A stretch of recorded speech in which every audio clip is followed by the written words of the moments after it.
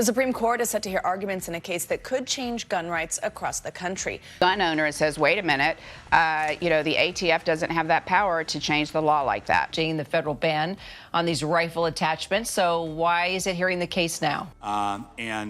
Again, as ATF director, what Congress passes is what we deal with. That this law's broad immunity means blanket immunity, and that gun manufacturers are the only industry in America. Just want to regulate guns. They don't. They want to abolish guns. And I was sharing with you my knowledge of a program in which ATF has defined this term. ATF is stepping up their new claim that all of the lawsuits against their pistol brace rule are illegal because they avoid paying taxes in light of ongoing litigation against the agency and its rule, which includes the current nationwide injunction against the rule. Significant developments in ATF. Some significant developments in the ATF pistol brace cases have occurred. As we previously discussed, the ATF is currently attempting to withdraw from these cases. They're attempting to have the lower court dismiss all of these brace cases on the grounds that doing so would permit the plaintiffs to engage in tax evasion.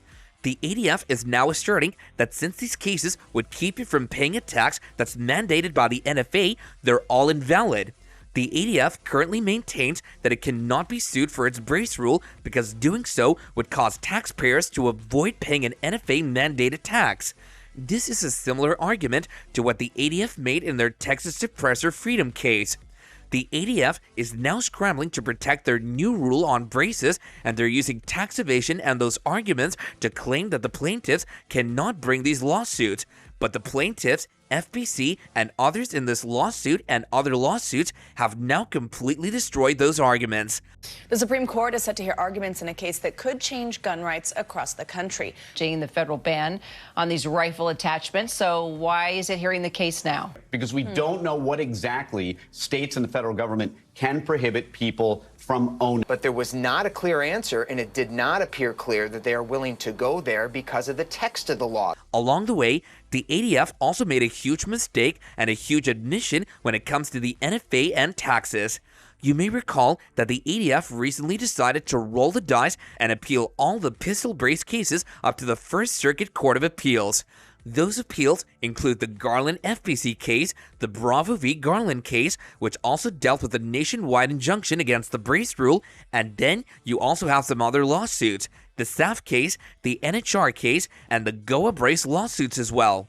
Although the ATF has already lost once in the Fifth Circuit Court of Appeals in the case, the ATF has decided that the lesser of evils for them is to appeal all these cases up to the Fifth Circuit and hope that something positive happens for them.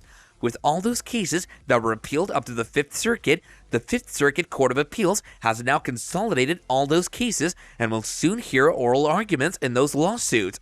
But despite those appeals, which were requested by the ATF, the agency is still trying to get the lower court to issue a summary judgment in their favor by now arguing that the tangential aspect of the NFA's tax means that all these lawsuits were invalid and should have never been brought and should be thrown out.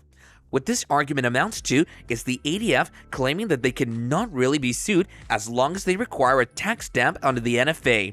But in their recent brief and reply, the ATF made a huge mistake, overlooked some critical aspects and facts, and also made a huge admission. This challenge to the pistol brace rule is not a challenge to the requirement to pay that tax or the registration procedure for an SPR. I believe, to infringe upon good law-abiding Americans' rights, and you're going to turn them into criminals with this regulation, and you seem to have no remorse about it. Gun owner says, wait a minute, the ATF doesn't have that power to change the law like that. And there's concern that they could be much more dangerous if the wrong person gets the hands on them. And what I'm saying is, just answer this question. As you interpret the statute, I assume you're familiar with the statute. APA challenge and Second Amendment. This is an APA challenge to the actual legitimacy of how the pistol brace rule was made. It's a claim that the APA was violated, and then also there were Second Amendment challenges brought as well in this lawsuit. The NFA tax component is only peripheral to the challenge in this case, but the ATF is now trying to hang their hat completely on the taxing component to have these lawsuits thrown out. Now, if you're not aware, in the Berettas versus ATF case, Judge Matthew Collar issued a preliminary injunction which blocked the pistol brace rule in its entirety while that case proceeded forward. That decision by Judge Collar springboarded off the recent decision by Judge R. O'Connor in the different case, which was the MOC versus Garland pistol brace case. However, in the Brito case, the judge there, Judge Collar, kind of went the extra mile and granted a request for an injunction against the entire brace rule, and that was a nationwide injunction. You may recall that in the other pistol brace case, MOC, the judge there did issue an injunction, but the injunction only protected FBC members. You know, those members of FBC? And then other organizations kind of sprung off of that, got protections like GOA and NR, but also that FBC lawsuit, MOC, gave protection to Maximum Defense and some of their customers as well, so it was a little bit more limited. Risky appeal strategy. The Brittle case is one of the main ones that gave nationwide relief, and now, with the MOC loss and the Brittle loss, the question was, what would the ATF do? Well, the ATF decided to roll the dice and appeal both of those cases and a bunch of other cases up to the Fifth Circuit Court of Appeals, hoping that a new type of relief would be granted to them, even though they had lost prior appeals. This is definitely a risky strategy, like mentioned before, because they've already lost in the First Circuit, they've already lost in this MOC case, they've already lost in the APA aspects, specifically on a likelihood of success on the merit. So all the Fifth Circuit will be reviewing is if the judge there, Judge O'Connor, and some of these other judges looked at the three remaining factors and if they appropriately applied them to issue these injunctions. But again, this is not a good setup for the ATF. The ATF is still asking for a motion for summary judgment in the lower court in front of Judge O'Connor in the MOC lawsuit. And their primary argument for why these cases need to be thrown out and why they should be granted their motion for summary judgment is taxes. They make an argument that this lawsuit is barred from being brought or reviewed by any court because the plaintiffs aim to obstruct the collection of the NFA's required taxes. Again, as ATF director, what Congress passes is what we deal with. And to use it lawfully. That's not a right of government. That this law's broad immunity means blanket immunity, and that gun manufacturers are the only industry in America. Just want to regulate guns. They don't. They want to abolish guns. They claim that under the Tax Anti-Injunction Act, Americans cannot sue the ATF to stop the pre-enforcement of this rule. Instead, the ATF argues that under the EIA, there's a requirement that taxpayers have to go through. There's a process that they have to go through. They have to register those braced pistols, SPRs, seek a refund from the Attorney General if they think that's improper, and only if the Attorney General's office then denies those refunds can then the individual person sue to recover those taxes that were paid. And they say that's the express and specific process that individuals have to go through and that these specific lawsuits are improper. Of course, this is an absurd argument to make, but it's similar to what the ATF tried to make in the Texas Suppressor Freedom lawsuit. Also, when you look at that Texas law, in many ways, the law directly challenges the interface process and the tax requirements, but these pistol brace challenges don't actually do that. Instead, these challenges are built on the APA and on Second Amendment arguments, which argue that the ATF never even had the authority to create this new law. The limited exemptions are negligence, knowingly selling to somebody who's not allowed to have a firearm. Of 22, which would include a .223, which is, largely the AR-15 round. In this issue. But here's the facts. ATF's unilateral and unconstitutional action, okay?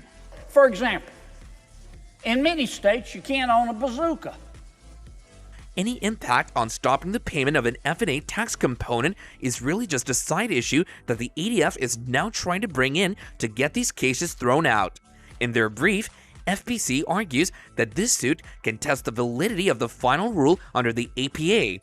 The EIA is not applicable in this instance because the relief sought doesn't specifically target the NFA's transfer tax. Rather, it only has a tangential and accidental influence on the government's ability to impose taxes. Gun owner is arguing, and I think this is a pretty compelling argument in this Supreme Court. And I was sharing with you my knowledge of a program in which ATF has defined this term. In effect, banning, or at a minimum, severely restricting. And in those cases, firearms dealers on the southwest border are required to make a multiple sale report. Where they were labeling their weapons, would there be a label on the wall for assault weapon? Tax evasion claim.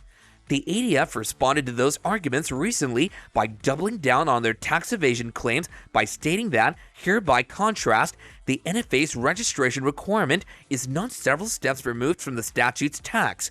Rather, it's a critical part of the NFA's integrated taxing scheme, as it's necessary to enable ATF to assess and collect the statute's tax.